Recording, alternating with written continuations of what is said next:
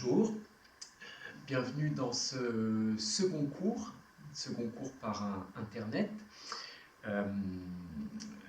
Merci d'abord pour tous vos retours sur le premier cours qui m'encourage à poursuivre cette démarche. Donc j'espère que votre confinement vous convient et que vous arriviez à inventer votre nouvel univers. Voilà, on a de la chance d'avoir une belle période de beau, donc le soleil réjouit nos cœurs, donc profitons-en et ayons toujours une pensée pour ceux qui sont en difficulté, ceux qui souffrent et ceux qui travaillent dans les hôpitaux, travail acharné et pas simple. Donc une pensée pour elles et je vous invite à dédier vos pratiques à tous ces gens qui sont dévoués à notre santé. Voilà, donc pour notre pratique, qui est essentielle bien sûr, deux questions. La première c'est quand pratiquer et la seconde c'est comment pratiquer. J'ai conscience du fait que l'on soit confiné, eh bien on se retrouve dans un environnement, sans doute en famille, avec les enfants, qu'il faut gérer à la fois la nourriture, à la fois le timing de chacun, du télétravail sans doute.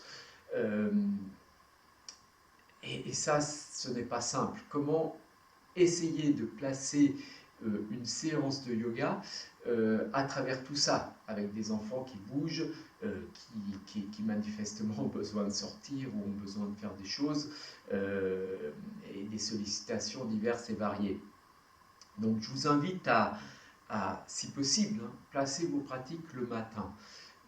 En général, quand on a des grands-enfants, ils dorment le matin. Donc si vous ne vous couchez pas trop tard, eh bien vous avez la chance de vous lever tôt. Se lever tôt, 6 heures, 7 heures, c'est bien. Là, vous aurez votre temps pour vous. Ne mangez pas. Commencez déjà par nettoyer, faites les choses quotidiennes, mais ne mangez pas, buvez un verre d'eau et allez sur votre tapis. Vous faites les séances. Les séances, elles sont divisées en séquences. Si vous ne voulez que vous accordez 20 minutes, vous accordez 20 minutes. Si vous voulez faire la séance en entier, c'est facile de la faire. Vous avez vu que les séances s'enchaînent naturellement les unes après les autres. Merci YouTube, c'est un bon outil qui fonctionne bien. Voilà, donc essayez de pratiquer le matin quand vous êtes tranquille, en silence. Vous le dites à tout le monde, vous dites voilà, moi j'aimerais faire ma pratique le matin, vous ne vous réveillez pas avant telle heure, laissez-moi faire ma pratique. Et comme ça les choses vont se placer.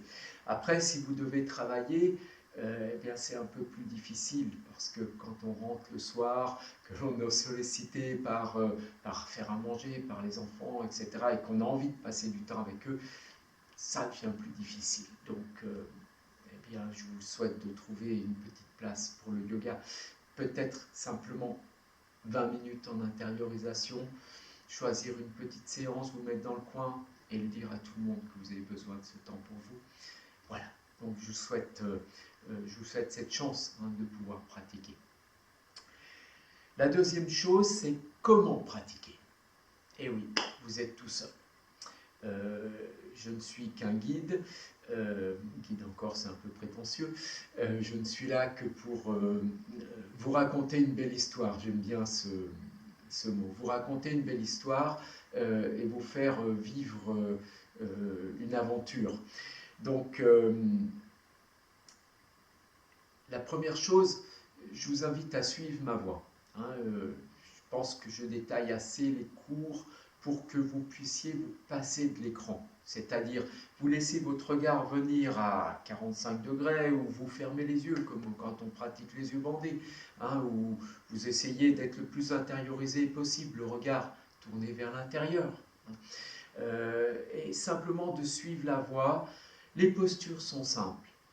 Et ce n'est pas des choses compliquées, peut-être qu'on fera des séances avancées plus tard, hein, donc les postures sont simples.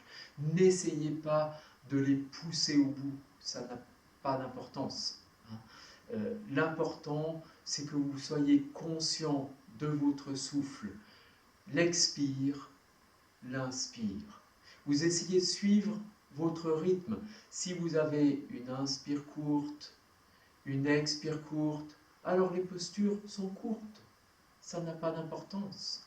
Si vous avez une expire longue, une inspire longue, alors les postures sont longues. C'est très bien aussi. Hein. Si vous êtes plus avancé et que votre expire est courte et que vous puissiez aller dans les pauses, alors restez dans les pauses. Hein. La séance vous donne un rythme, vous pouvez caler le vôtre. Donc, première consigne, hein, ne forcez pas les postures, essayez juste de vivre la séance avec votre souffle.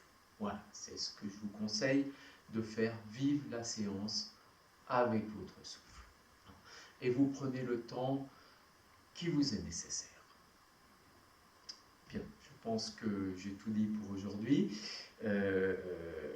Voilà donc pour l'introduction de cette deuxième séance. Donc maintenant, nous allons pratiquer. Vous prenez une posture qui vous est confortable.